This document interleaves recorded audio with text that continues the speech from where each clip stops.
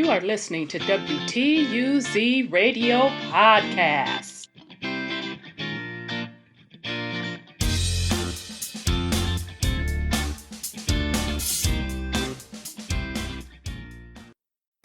Welcome to WTUZ Radio Podcast. I am your host, Rhonda, and we're going to do a follow-up to our series, Gateway to a New Economy. This is part 8.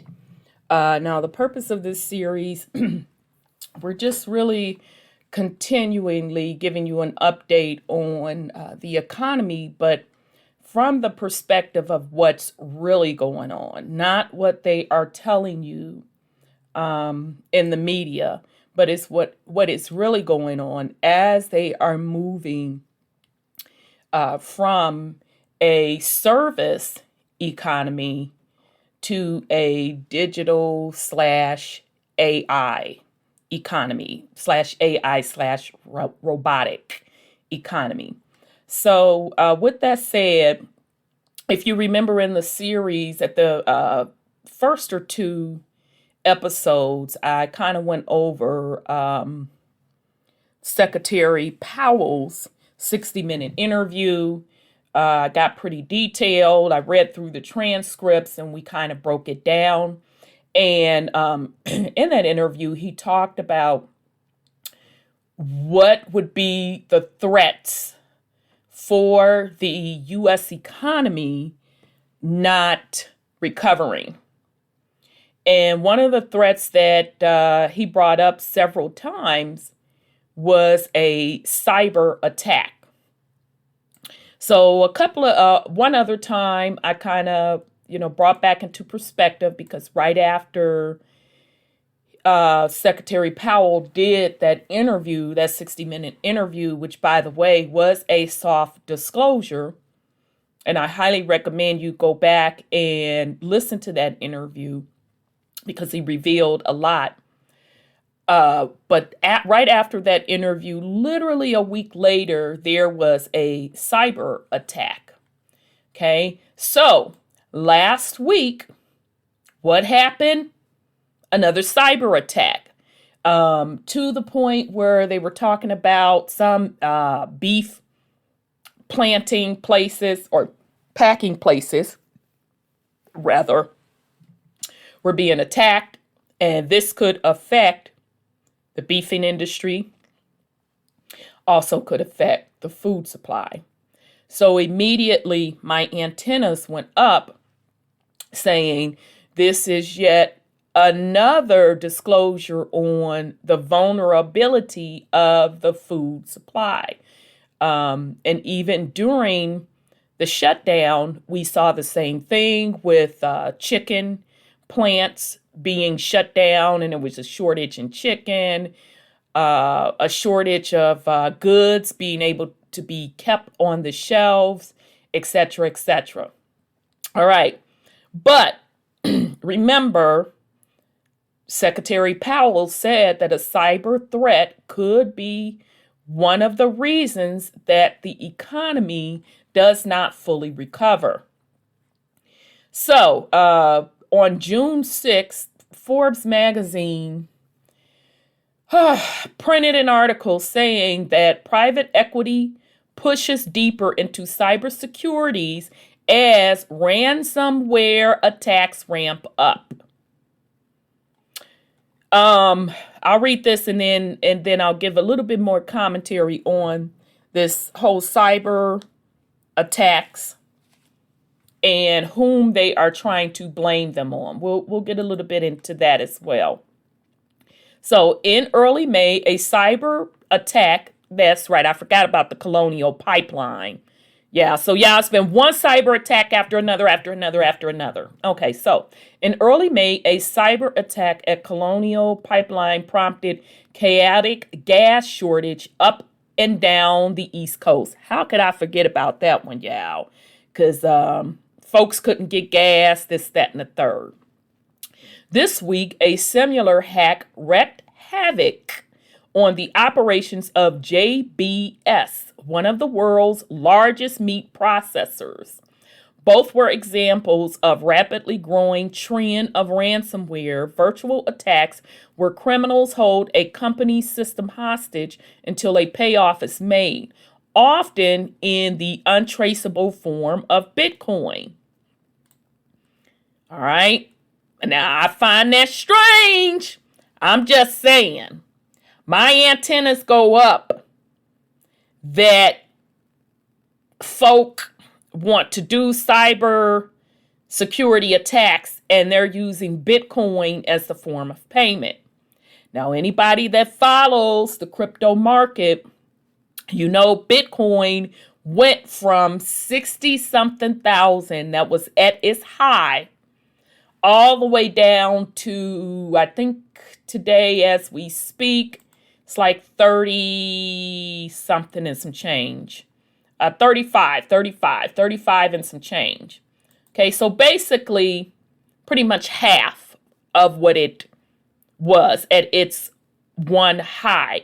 Now, there's been rumbling in the crypto market that Bitcoin is totally being attacked on purpose to usher in other forms of cryptocurrencies, specifically what the Fed wants to use.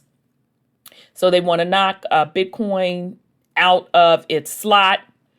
And it could very well be, but bottom line, if you have a little bit of investing knowledge, you will understand that once these things hit their highs, the people, and usually it's, you really can't say hedge fund in cryptos, but groups that hold a large amount of that particular investment, they'll dump. They'll dump it to take the profits, okay? All right, so it could be a combination of both with Bitcoin. So, all right, let me stay focused because we'll get a little bit more on crypto in a little bit. For corporations in every sector, these high-profile incidents have highlighted the ever-increasing need to make sure that digital infrastructure is properly protected from black hat hackers. Right? So sorry, I said I was going to get off the crypto, but since they put that in there, I got to add this in there.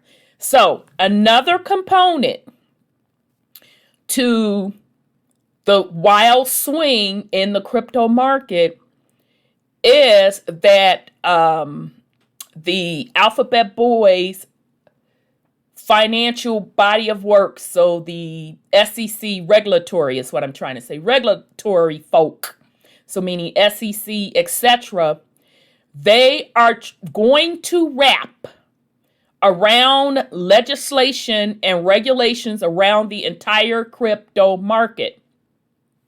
So peep game, hopefully you get where I'm coming from. Now they're saying that these cyber attacks are happening and the hackers are asking for payment in Bitcoin, which as of now, because of the way the technology is set up, it is untraceable. Remember, we talked about that originally Bitcoin was a huge market for what they call the black market. It was a huge market to money launder, to wash money. All right. So really it was only the gamers using Bitcoin and they were just messing around with it, with each other, playing around with games, passing them back and forth to each other. But the underworld market or the black market was using it to money launder, to not track their cash transaction on the illicit activities that they were doing.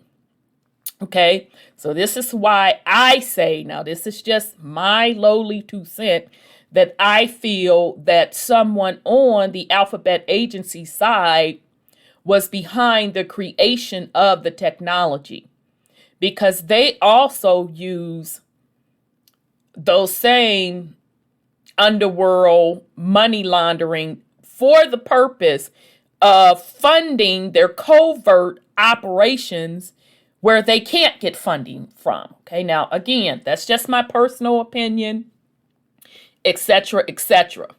So, to me, this is just me. This is how my mind thinks. It's twofolds with these cyber attacks. It's more than twofolds, but we'll talk about the main two. Twofolds. Number one, it can definitely be a weapon used to say that the economy cannot recover properly or why the economy crashed, right? Not the real reason is because of the dollar has no more value because of all of this money printing that is going on. Okay. And then the second portion is to wrap regulations around Bitcoin, not only Bitcoin, but the entire crypto market.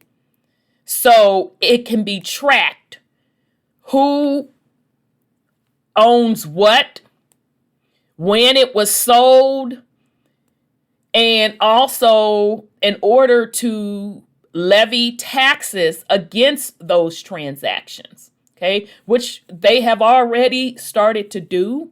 So now all of these crypto exchanges, they must report when folk have sold their assets, when they have cashed out their assets. So those gains can be taxed accordingly, which is also why they are trying to somehow figure out, and I'm guessing they're going to try to regulate you being able to put your crypto, sorry, I'm trying to think of the right word so people that don't really understand it'll be clear to them. People that use digital wallets, and digital wallets are nothing more than kind of like a USB drive to house your digital currency on. So they're also trying to find a way how to track that, which good luck with that, because I don't see how you can track something on a USB/digital wallet. Okay. But so just keep all of that in mind. So for corporations in every sector, these high-profile incidents have highlighted the ever-increasing need to make sure that digital infrastructure is properly protected from black hat hackers. It is top of the mind for every single company now, said Ian Loring, a longtime executive at Bain Capital, who's now a managing partner at Crosspoint Capital Partners, a new firm that focuses on investment in the cybersecurity space. There's just a massive push in that direction by all corporations. All right. Anybody that's looking to get into the tech space as a career, cybersecurity is huge. It is very, very huge. All right. And that push is creating a massive opportunities for investors like Crosspoint. Crosspoint was founded last year by Loring and a list of industry luminaries, including former Symantec CEO Greg Clark, former Seagate CEO Steve Luxo, and cybersecurity expert Hugh Thompson. This April, the firm closed its Dubai fund on $1.3 billion, one of the largest pools of capital collected in recent years in a fundraising effort. The firm's launch came at a time when the largest private equity industry is pursuing investments in cybersecurity like never before. Globally, last year bought 116 buyouts in the space and 49 private equity growth investments, both of which were new annual highs according to PitchBook data. The combined value of those deals reached $19.2 billion, which was 92% higher than any other year on record, with the exception of 2016, when data was skewed by Silver Lake's involvement in Dell's $67 billion acquisition of EMC. The surge is continuing in 2021, with private investors on pace to set record for both deal count and deal value in cybersecurity. In April, Thomas Bravo announced what will be the largest buyout ever in the space, again, per PitchBook data, striking a deal to buy Proofpoint for $12.3 billion. See, I told you, if you're looking to get into tech, cybersecurity is huge. A simple explanation for the trend is that private equity firms are following the money. As the risk of ransomware attack and other threats become difficult to ignore, companies are increasing expenditures on cyber safety, which is great for business of the other companies trying to ensure that safety. More people are concerned about protection and reaction to these problems than they are about cost, which means the sector probably grows at an outsized rate, said Clark, the former Symantec CEO who has worked in the cyber defense industry for 3 decades. That's one of the big reasons there's a lot of interest in cyber. And the other thing is cyber permeates everything now. Plenty of private equity firms are pursuing cybersecurity investment these days, with Thomas Bravo. I don't know if it's Tama or Thomas. I'm assuming it's Thomas, but anyway. Bravo, KKR, TPG Capital, and Insight Partners among the other firms that have struck headline-grabbing deals in recent years. But there are a few private equity shops out there focused solely on the industry. That was part of the motivation for luring Clark and the rest of Crosspoint founders in a sector where cutting-edge technology is crucial. They believe finding attractive investment require a lot more expertise beyond parsing balancing sheets and planning restructuring. So in other words, they need some people that know the tech side to know the company that they're trying to buy, if they have cutting edge leveraging technology on cybersecurity. All right. Despite how much activity there is and how fast it's growing, how big a space it is, there still isn't a depth of competition that there would be in other sections, Loring said. It's a big market, but it's one where you need to bring technical chops in addition to traditional investment underwriting experience. Okay, so they just said what I said. Basically, they need the tech people. It's not so much about the money making people that's looking at a company's balance sheet and looking at the health of a company to see if it's a good buy. Because what difference does it make if they have a good balance sheet and they're a healthy company, but their technology is 30 years behind? You've bought a worthless company. So therefore, they're hiring tech experts to do their due diligence to make sure that it's worth buying the technology. Because at the end of the day, that's what they're buying. They're buying the technology of these cybersecurity companies. So bear with me. We're going to get through this and then tie it all together. It's also an industry where the threats a company are trying to combat can take many forms, and where those threats can extend to the private equity firms that back such a company. Late last year, SolarWinds disclosed that its software had been infiltrated by hackers who were able to push a malware-written software update to thousands of the company's customers.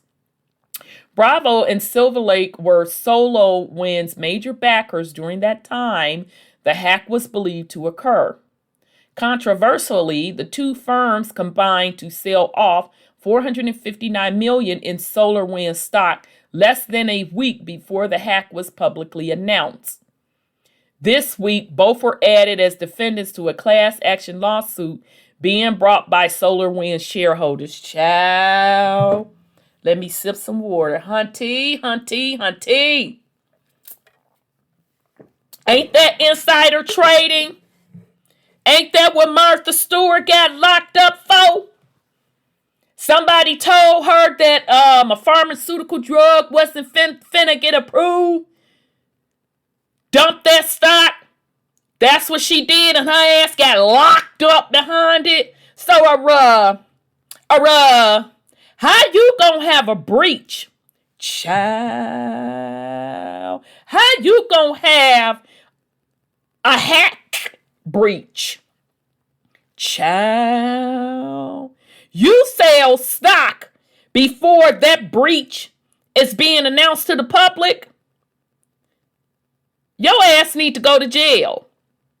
In addition to the class action lawsuit. You see how they be doing stuff, family?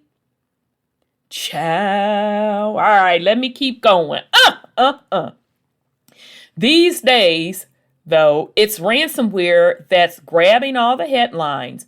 When I asked Clark about the danger of this particular form of attack, he cited the connection of many ransomware hackers to foreign governments and the untraceable nature of Bitcoin as two contributing factors. Okay, I got to stop here. Now we got to get into the other thing that I wanted to talk about. Now, they're blaming these recent hacks coming up out of Russia. Now, before, remember, they were blaming it on China. Okay? Let me tell you something. None of that is coincidental. Those that have been in tech for a little bit of time, okay? So I came into tech in the 90s, and I can tell you this. The Russians are the best coders that I have ever to date in my career seen. I'm going to say that again. Just based on my experience, I came into tech in the 90s, and I'm telling you that the Russians are the best coders that I have ever seen in my career. I was absolutely floored how good they were, because back then we were dealing with what today we call legacy systems, and they were even legacy systems back then. All right. And the goal was to get those legacy systems secure, and mainly get those legacy systems, shut them down. So in other words, develop total new systems and put those systems to rest. Now, those legacy systems, they are some heavy duty systems, family. We talking the mainframe, the big super computers. You could think of the IBM big supercomputers, but there are software development programs put on those computers to make them run or talk to the supercomputers. That particular software coding language, and I'm not going to call it, you old heads, you know what that language is. That's military! Now, coming up in the tech game, as I was coming into the game, you had the old military engineers leaving out of the game. That's how I found out it was military. So, are you getting where I'm going with that? So they had to bring the Russians over because the military folk were retiring. They were literally retiring. And who knew that language like the back of their hand? When I tell you all that they were sharp, they were precise. It was nothing that you could not ask them. that they did not know. And they were not old folk. Okay, we were all young back then. So back then we were all young. I am telling you what I witnessed in my career. So fast forward to now, you mean to tell me that there's hackers coming up out of Russia and I'm not supposed to find that coincidental? Huh? It's no telling, family, what they have access to, what programs they're able to hack into. Now, the tinfoil hat in me say that these particular agencies are behind the scenes working together. They all have access to these particular codes because there's something called a backdoor entry. All right? So when they talk about ransomware hackers to foreign governments and the untraceable nature of Bitcoin as two contributing factors, I question, you're saying these foreign places have access to stuff.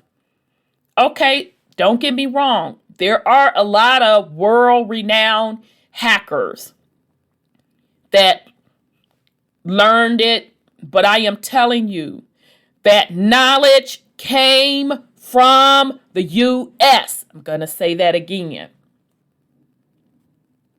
The entire coding, software development knowledge came from the U.S.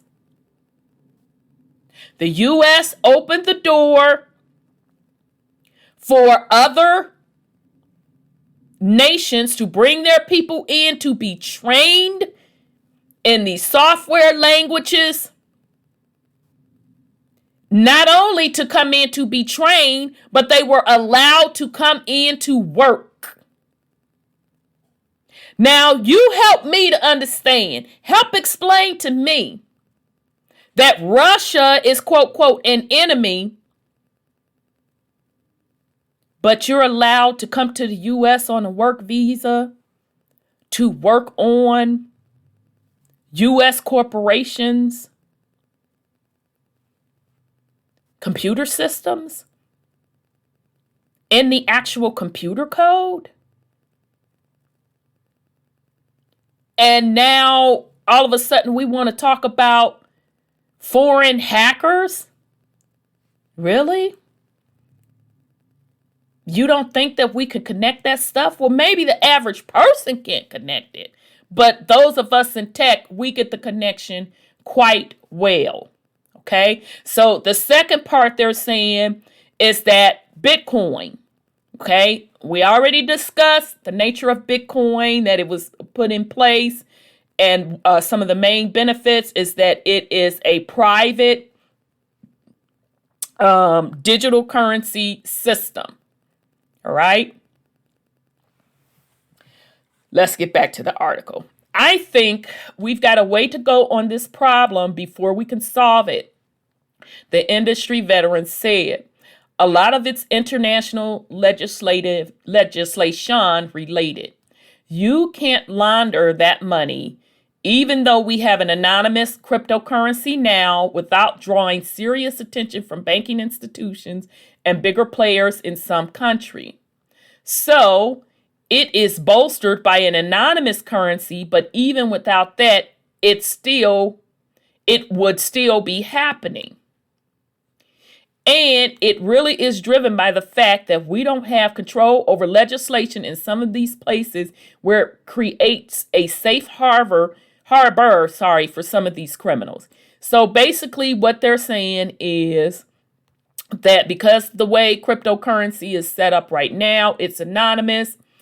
As I stated before, in the U.S., They have clamped down where if you sell your particular cryptocurrency for profit, so meaning you're taking cash, it is reportable because you have to pay taxes on it.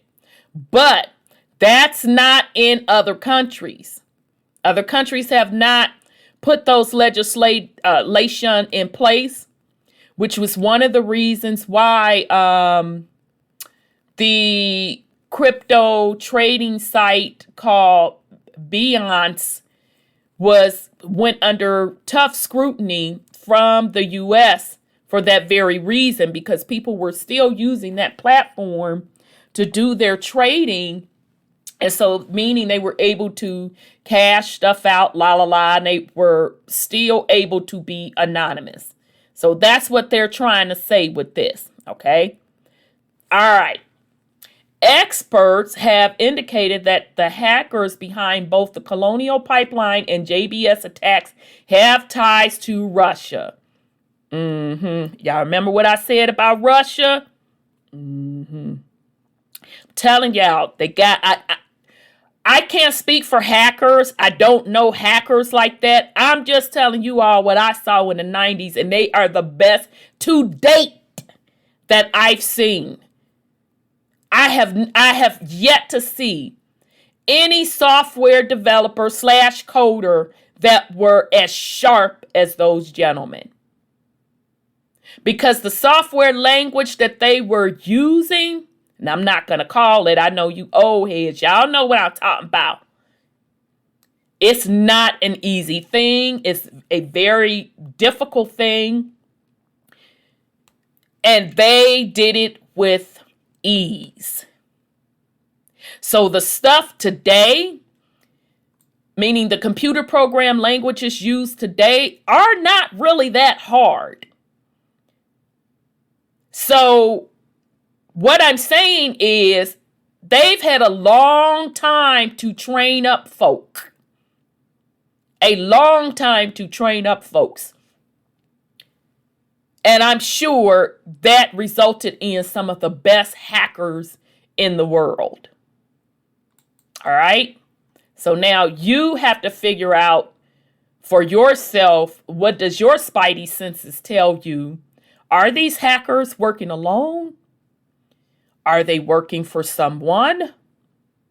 Is it really on some criminal stuff?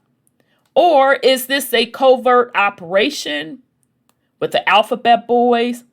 Or is this just a part of the planned scheme to invent a cyber threat for the purpose of an excuse on why the economy will not recover and or crash, and to wrap legislation and regulations around the entire crypto market, in addition to ushering in a crypto / digital Fed coin and other currencies.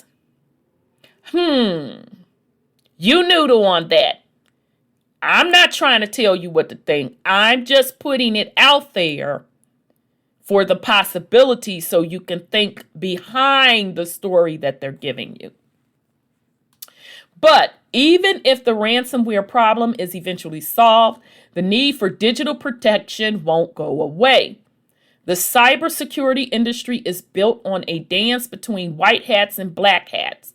Hackers find one vulnerability to exploit, security experts shut it down, and then hackers move on to something new. For the potential targets of hacks, it can be a scary thought. But for investors in the space, it also means that the need for cybersecurity tools will never dry up. These criminal organizations are evolving quickly, Lauren said. If we can figure out how to address ransomware, there's another thing right behind it. That's the challenge and opportunity with the sector. Okay, so again, this was an article from Forbes magazine. It came out yesterday. Private equity pushes deeper into cybersecurity as ransomware attacks ramp up. All right, so before I move on to the next update, when I was in class, it was a professor, and it was a some sort of computer class, and it was a professor. We were on security, and specifically we were on security software. The professor said, quote, and I never forgot that because I was just going into tech. He said, quote, any of these software virus companies, you do realize that they write viruses, right? And we looked at him and said, wait a minute, can you say that again? He said, quote, the software security, and they didn't call it ransomware back then. It was called something else back up in the day. Forgive me. He said, you do realize that they are writing these computer viruses, right? Because what better way to get people to use your product unless there's a threat? So I never, ever, ever forgot that. I never forgot that. All right. So someone has to write those viruses.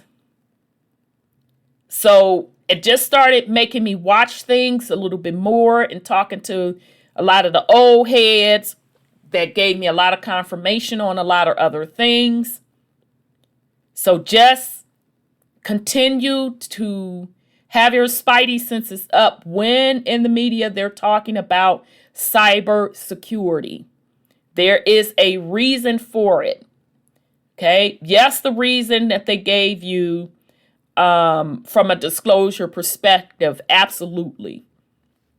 But you start to use your own discernment and deductive reasoning to see what's really the grand scale of this whole cybersecurity thing. What's really the root issue? What are they really trying to get at?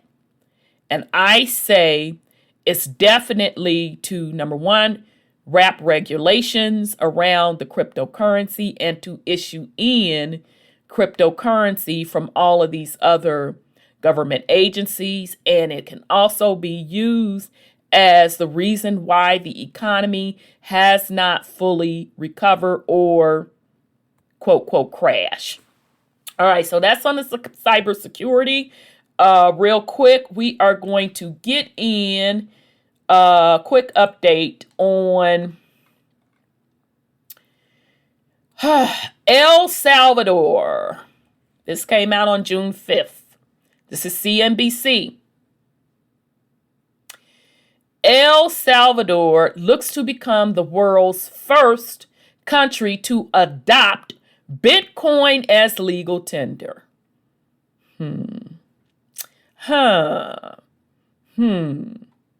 Miami, El Salvador is looking to introduce legislation that will make it the world's first sovereign nation to adopt Bitcoin as legal tender alongside the US dollar. In a video broadcast to Bitcoin 2021, a multi-day conference in Miami being billed as the biggest Bitcoin event in history, President Bukele announced El Salvador's partnership with digital wallet company Stripe to build the country's modern financial infrastructure using Bitcoin technology. Okay, so as I've talked about before, and just as a reminder for those that are not familiar with that whole digital space, Bitcoin was the first one out the gate. It was introduced in 2009. Again, I find that coincidence. Well, really, it was introduced 2007, 2008. I find that coincidence right when the world economy crashed. But okay, if you want to tell me it's anonymously created, all right, yeah, okay. So you say its purpose, they claim originally, was to have some sort of independence from the government's financial system and to be anonymous. Okay. If you read kind of the technical specs on it, it talks about the technology that's involved to allow your transactions to be anonymous. All right. So a big part of Bitcoin is really the technology, all right, of building a truly digital ledger. Now, here's the thing. Since then, there has been other altcoins, they call them alternative coins, that have been stood up and that's also trading, and whose technology has surpassed Bitcoin, because Bitcoin's transactions are slower. It takes a slower time versus some of the new technology. All right. So I find it really, really interesting that El Salvador is coming out talking about they're going to make Bitcoin the legal tender. And they're looking to build the country's modern financial infrastructure using Bitcoin technology. Next week, I will send to Congress a bill that will make Bitcoin a legal currency, said Bukele. That's the prez of El Salvador. Jack Mallers, founder of Lightning Network payments platform Strike, said this will go down as the shot heard around the world for Bitcoin. What's transforming here? Sorry, excuse me, family. Let me take a sip of water. Let me pause. I'm trying to get through this and need a sip of water. Hold on. All right, that's better. I had to take a sip of water, sneezed a couple of times. But anyhow, Jack Mallers, founder of the Lightning Network payments platform Strike, said this will go down as the shot heard round the world for Bitcoin. What's transformative here is that Bitcoin is both the greatest reserve asset ever created and a superior monetary network. Child. Holding Bitcoin provides a way to protect developing economies from potential shocks of fiat currency inflation. Child, I got to sip some more water on that. Did blood just call currency fiat and talks about inflation? Child, he making a mistake for using Bitcoin to do that, but okay then. And the reason being, I told you that its technology is not the best, but okay then. Speaking from the main stage, Mahler said the move will help unleash the power and potential of Bitcoin for everyday use cases on an open network that benefits individual businesses and public sector services. El Salvador is largely cash economy, where roughly 70% of the people do not have bank accounts or credit cards. Remittances, or the money sent home by migrants, account for more than 20% of El Salvador's gross domestic product. Incumbent services can charge 10% or more in fees for those international transfers, which can sometimes take days to arrive, and that sometimes require a physical pickup.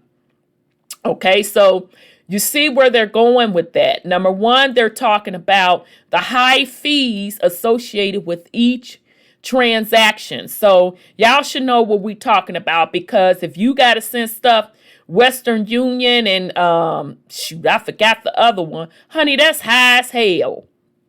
All right. And it could take, depending on that other country's network, a couple of days. All right.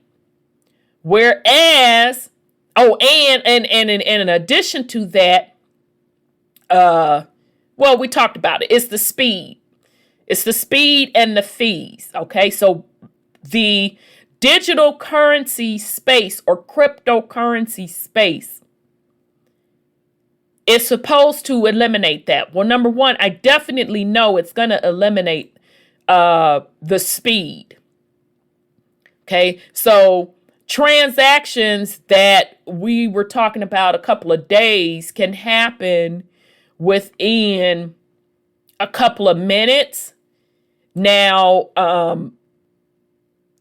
Bitcoin has been criticized in the tech world because if they get large volumes, and they may have changed in Bitcoin's defense, they may have changed, they may have cleaned up their little code, but there were complaints that Bitcoin was not the fastest, because instead of it taking a minute or a couple of minutes, when they were having issues, it would take hours. Now, in the grand scheme of things, is that a big deal versus what's happening right now with the days? No. But from a tech perspective, for something to happen minutes versus hours, that's a huge difference. So unless Bitcoin has stepped up its game, other players that came on the scenes were able to process those transactions in seconds and milliseconds. All right.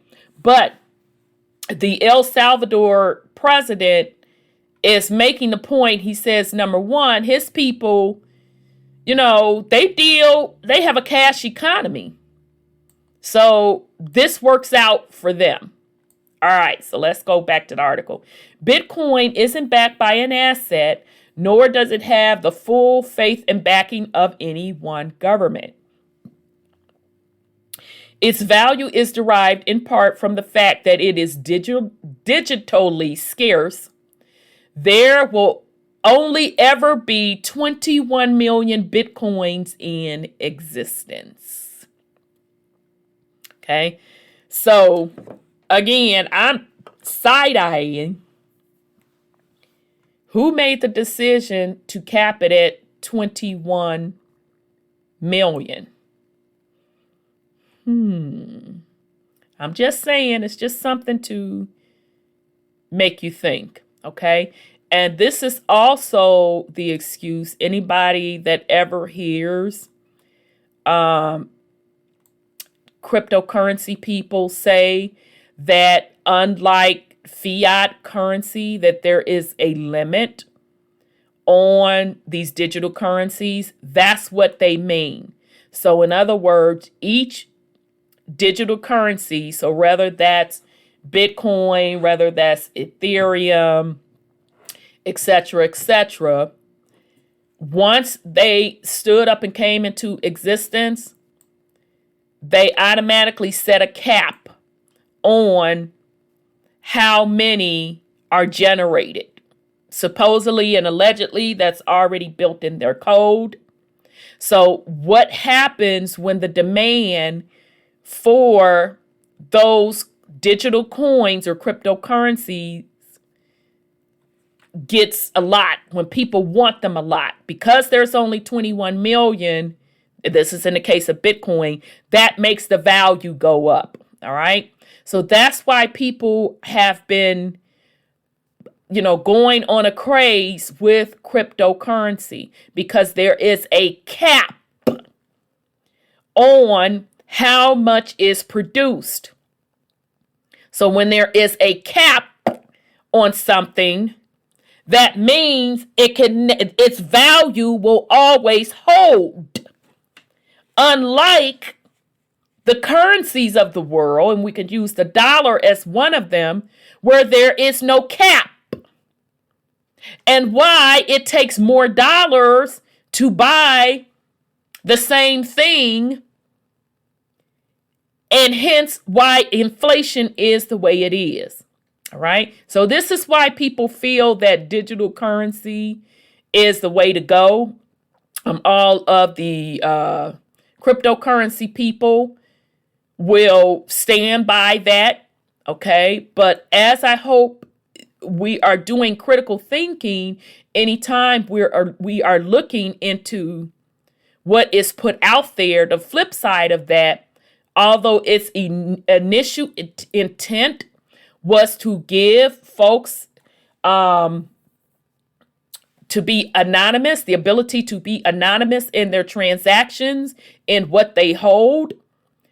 Now these government agencies are getting their feet in the door, and they are going to destroy that by wrapping legislation around it so they can tax you and also know exactly what you have.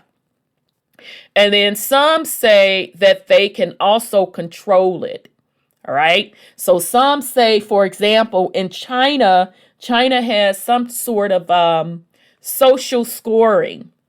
And so that social scoring is pretty much how good of a citizen are you? Do you get on the internet and talk mess about the government on a regular basis? We got to deduct points from your social score. Okay. Have you got some type of criminal record? Are you a bad driver? And the list can go on and on and on and on.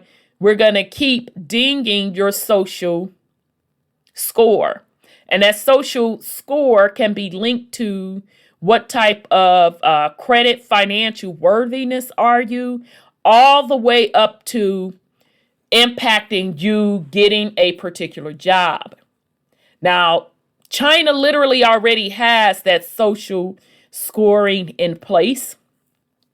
Now, anybody that has been to China, they're no joke with the censorship. And as much as the U.S. gets on my last exposed nerve for being sneaky with their censorship, China does not care. They put it right out there. Literally, if you are in China and you are trying to research things, if they don't want you to see it, you ain't gonna see it, honey. You can put in something simple and they're going to give you the Chinese answer that they want you to have. When I was in China for vacation, and I was trying to finish up a paper, and I couldn't even research using their internet because I couldn't get back the information that I needed because it kept bringing me back Chinese stuff that had nothing to do with what I was researching on. The censorship is no joke in China. Even the tour guides, we would ask them certain questions and they would look around to see who was watching, and they would get so uncomfortable that they would never answer the question. The censorship is deep in China. Now, y'all, that was back in 1998, 1999, something like that. So I'm just saying. All right. While details are still forthcoming about how the rollout will work, CNBC is told that El Salvador has assembled a team of Bitcoin leaders to help build a new financial ecosystem with Bitcoin as the base layer. Bukele's New Ideas Party has control over the country's legislative assembly, so passage of this bill is very likely. It was an inevitable, but here already, the first country on track to make Bitcoin legal currency, said Adam Back, CEO of Blockstream. back said he plans to contribute technologies like liquid and satellite infrastructure to make El Salvador a model for the world. We're pleased to help El Salvador on its journey towards the adoption of Bitcoin standards, he said. This isn't El Salvador's first move into Bitcoin. In March, Strike launched its mobile payment app there, and it quickly became the #1 downloaded app in the country. Okay, so those of you that don't know, a lot of those third world countries, they use mobile apps as a huge form of payment. Bukele has been very popular with his populist New Idea Party sweeping recent elections. However, the new assembly recently came under fire after it ousted the attorney general and top judges. The move prompted the U.S. Agency for International Development to pull aid from El Salvador's National Police and Public Information Institute instead of rerouting funds to civil society groups. Child, now let me take another sip of my water. Child. Now this is just me. This is just my spidey senses. If you all are not familiar, a great read is, I'm trying to get the book right. The Story of an Economic Hitman. And that book talks about how nations are targeted if they don't follow what the bankers want them to do from a monetary policy perspective. So, this man is pro-Bitcoin. He wants to use it as legal tender. And the reason he wants to use it as legal tender, because he wants to hedge it against fiat currency and inflation. And then he was under attack, his people now, after he had some attorney general and top judges supposedly and allegedly under some fraudulent activities, and the U.S. swooped in and started taking away or rerouting funds to civil society groups. If you're not familiar with that book, Economic Hitman, I'm just saying, sip some water. My spidey senses are up. All right, so that's the end of this article. And again, that's from CNBC. It came out on June 5th.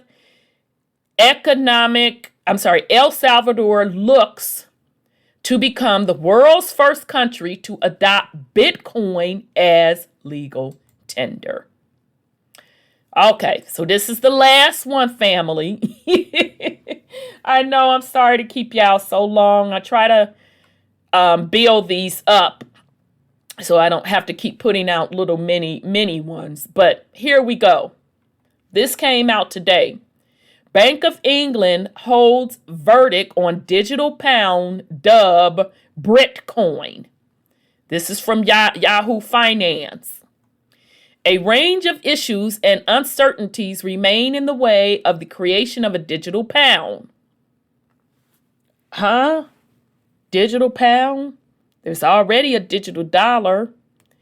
El Salvador's press is partnering up with Bitcoin, and he's like just straight up putting it out there that he wants it as legal currency to hedge against the what?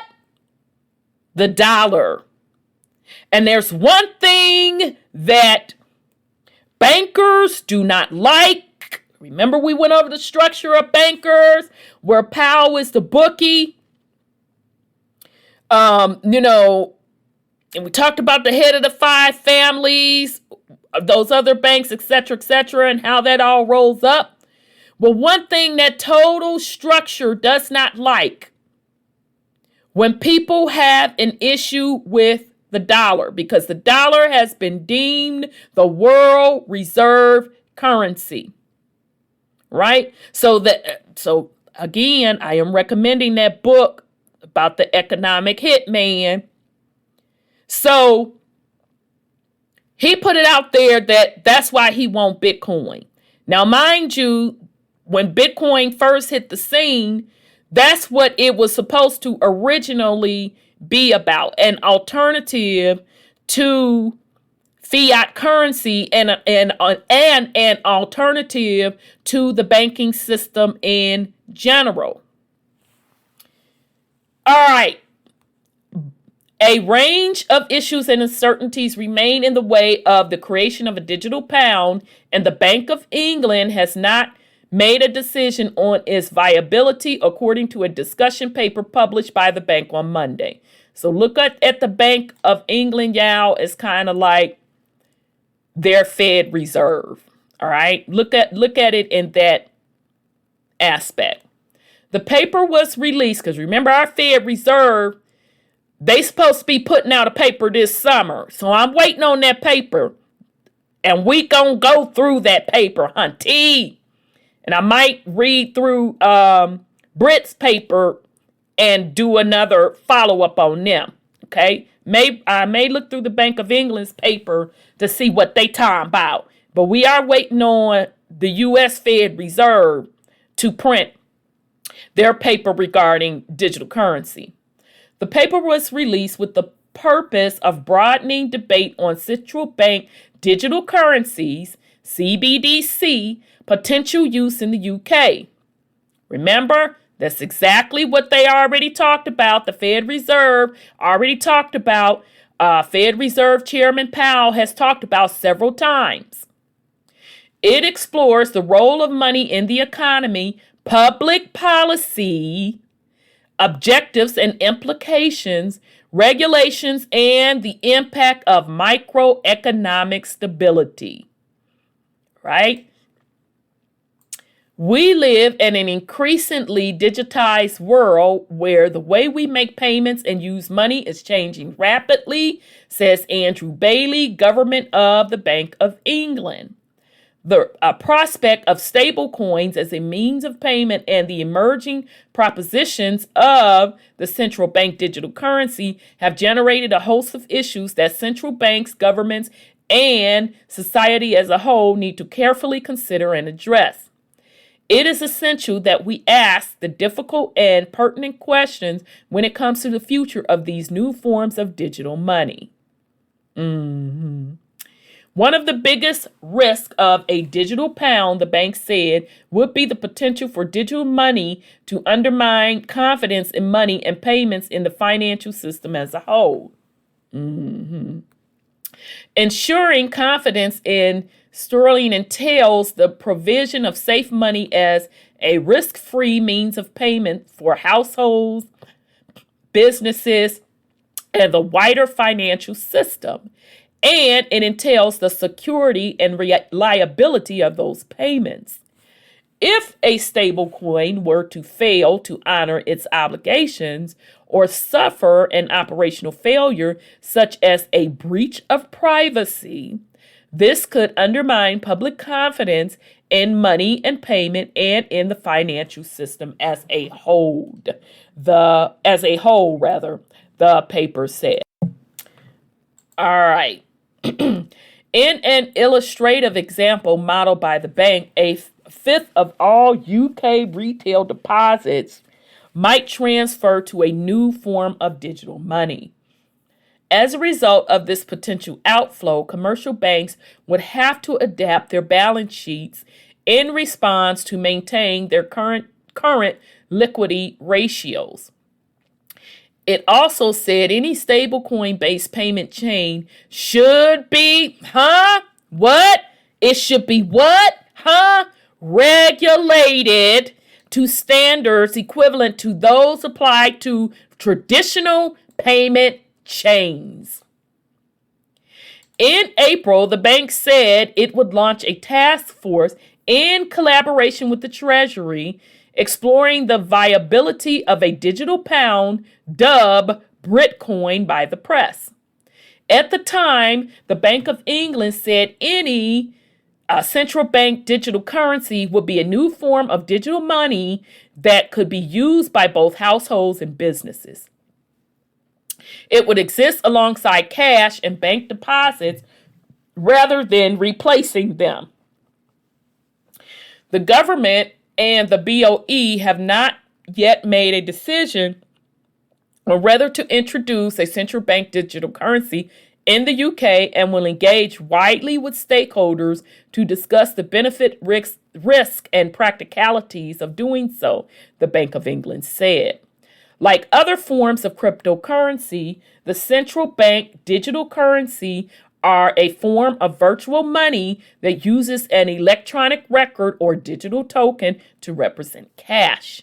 It is issued and regulated by a country's monetary authority, which in the UK is the Bank of England. Okay, so they're confirming what the Bank of England is about. It's equivalent to the Fed Reserve. And just giving you a synopsis of the technology, electronic record or digital token to represent cash. This is a key difference to cryptos like Bitcoin, which are decentralized and unregulated. Are you getting the theme on Bitcoin? This is a key difference to cryptos like Bitcoin, which are decentralized and unregulated. Retail central bank digital currency can be directly held by citizens and businesses. This is a step change from the current system where money is held at banks. Pay attention, family. Pay attention. Instead of going to a cash machine to withdraw money from, say, Barclays, your money would instead be held directly on your mobile phone. Sips water. Remember when we read in El Salvador, them people, what do they use as the number one way to do transactions for money? Wasn't it a mobile app? Child. Interbank or wholesale central bank digital currency is restricted to use by financial institutions like banks. It is used for big ticket bank-to-bank transfers and financial settlement processes. That is correct. Central bank digital currency represents a new frontier for central bank stimulus. Y'all heard that? Central bank digital currency represents a new frontier for central bank stimulus, potentially acting as a conduit for policies. Child, let me clutch my pearls, the southern woman in me, clutching pearls and gathering my doggone self. Child, I've been telling y'all. Woo! Let me back up. Central bank digital currencies represents a new frontier for central bank stimulus, potentially acting as a conduit for policies such as stimulus checks, emergency loans, and this is the one that I just want straight up bombs and explosions on because I told y'all it's coming. And universal basic income. Boom. Central banks could induce more powerful direct money drops to stimulate the economy rather than tinkering with interest rates. Boom. Child. Everything I said they were going to do, they are doing it. Each and last, every single thing. Because remember, when the STEMIs in the U.S. first started being rolled out against progress, aka Congress, had put in the bill digital currency payment for that STEMI. And I don't know who got spooked, who got scared, or they weren't ready. They wiped it out. They backed it out. I also told y'all that the STEMI was the gateway to universal basic income. And the STEMIs are really a sign that the economy is weak and it is going to cause inflation. So now here you got a Bank of England saying, child, I'm clutching my pearls as a Southern woman. Can't get no better than this. You got, child, the Bank of England saying that they want to use it for central bank stimulus check, emergency loans, and universal basic income. Central banks could induce more powerful directed money drops to stimulate the economy rather than tinker with interest rates. Many backers of digital currency say banking this way is more efficient. Child, I am clutching my pearls. Baby, I'm clutching them. I'm going to have to get a new pair. Instead of relying on intermediaries such as commercial banks, money can be transferred directly to the recipient and payments can be made in real time. There is also an argument that central bank digital currency helps present illicit or fraudulent activity. There go that fraudulent activity. That's what all that hacking stuff is about, family. Central bank digital currencies make it easier for central banks to keep track of the exact child, clutching my pearls and gathering myself. Woo, baby. Central bank digital currency make it easier for central banks to keep track of the exact location of a unit of currency. Cash, meanwhile, can be laundered or lost more easily. So, didn't I have set up and told y'all that the flip side of digital currency is that they would be able to track everything? Child. So they want to try to convince me that they not going to outlaw cash. Okay, now, if you say so, boo. Potential drawbacks includes, here we go, the invasion of privacy associated with this sort of surveillance. Governments could obtain access to private individuals' spending data, for example. Absolutely. Another fear is that central bank digital currency could herald the onset of a fully cashless society, which could harm poor, rural, and elderly communities who rely largely on cash. Child. Woo! This came out today, hunty. Yahoo Finance. Bank of England holds verdict on digital pound dub Brit coin. So, honey, chow. I know I made this longer than necessary. I wanted to get you all caught up. I'm going to go through the Bank of England's little white paper, and see if that warrants another drop. Child, I did not expect for them to admit that up in that article. Hunty. So there you have it, family. There should be no doubt in anyone's mind. It ain't about if they gonna do digital/cryptocurrency. It's just a matter of when. I say look forward. I say at a minimum within the next 5 years. It would not surprise me is if by 2022, next year, they are bringing it online. So I hope you find this information well. I hope it wasn't too long for you. I hope you get something out of it. I'm putting this out so you can be aware as they are talking about this stuff in the media. You can start using discernment and putting the pieces together yourself and doing more additional research on your part as well. So thank you so much, family.